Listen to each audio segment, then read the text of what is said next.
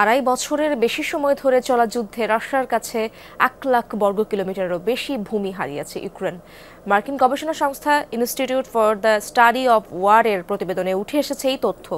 যুক্তরাষ্ট্র আর ইউরোপীয় মিত্রদের বিশাল সামরিক সহায়তার পরও 2023 সালের তুলনায় এবছর ইউক্রেনের প্রায় 6 গুণ বেশি এলাকার নিয়ন্ত্রণ নিয়েছে মস্কো।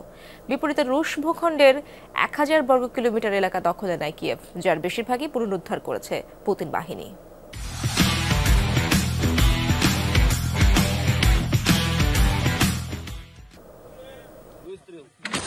পাল্টাপাল্টি হামলায় অগ্নিগর্ভ রাশিয়া ইউক্রেন রণক্ষেত্র।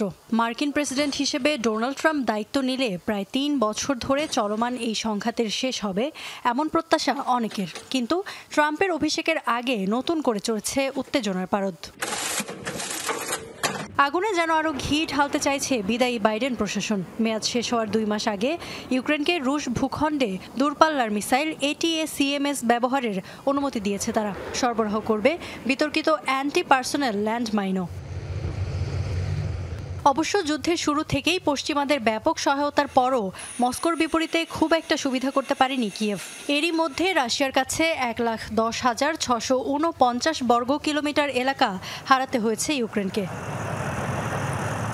রণক্ষেত্রের তথ্য সংগ্রহকারী সংস্থা ISW এর তথ্য মতে গেল বছরের তুলনায় চলতি বছর ইউক্রেনের প্রায় 6 গুণ বেশি এলাকার নিয়ন্ত্রণ নিয়েছে রাশিয়া। রেকর্ড অনুযায়ী 2023 সালে ইউক্রেনের কেবল 465 বর্গ কিলোমিটার এলাকার দখল নিতে পেরেছিল মস্কো। চলতি বছর এ পর্যন্ত যা দাঁড়িয়েছে 2700 বর্গ কিলোমিটারে।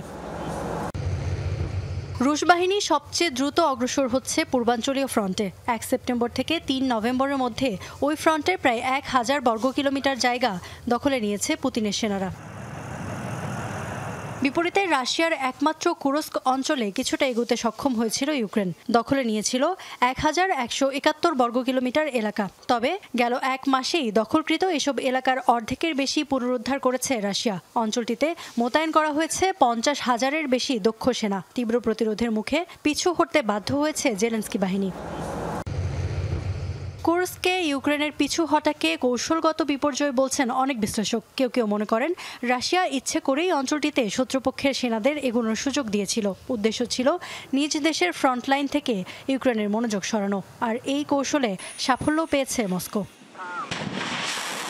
ইফফাত আরা খন্দকার, যমুনা নিউজ।